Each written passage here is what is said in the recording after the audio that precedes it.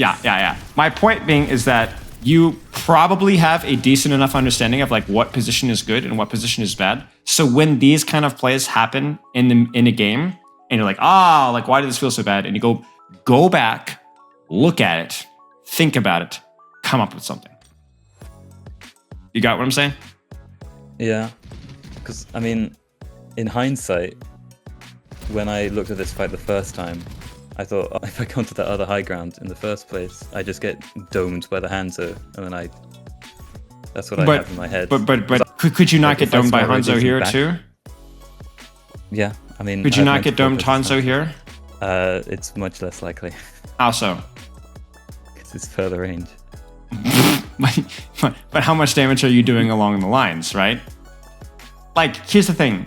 Hanzo, there's always inherent risk. Always inherent risk, right? Yeah, I hate it. So I think everybody does. So you have to manage your risk versus reward, right? How much reward do you get out of this risk right here?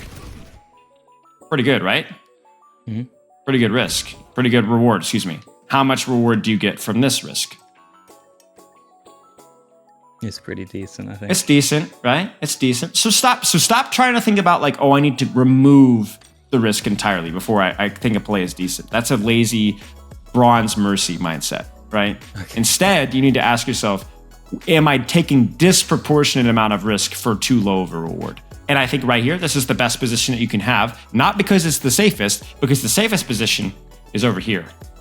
Yeah, okay.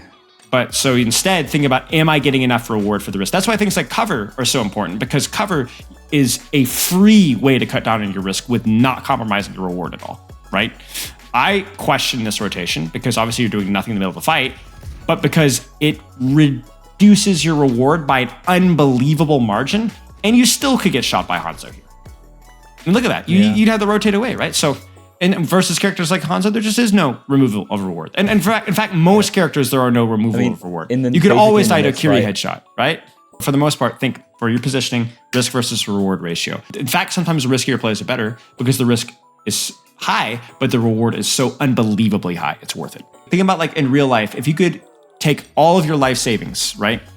And invest it, and you have let's say like a 40% chance of winning $1 billion. Would you do it? Probably not. Yeah. Would you? But see, some people might hesitate there, some right? People do that, honestly. But right, because it's scary. But see, in the game of Overwatch, you lose nothing by losing everything. You just respawn and try again. So when you're playing a lot of games, it's about making hundreds and thousands of educated mathematical gambles, because even the gambles that don't pay off, if you do them frequently over and over and over and over and over again, will pay off. Never stop gambling in Overwatch because there's no downside. In real life, there's downside, but in Overwatch, so what's the worst case scenario? You respawn in 10 seconds. Or you lose a ranked game, right? Doesn't matter. So abuse that. Make sense? Yeah, thank you. Okay, you're very welcome. You're very welcome.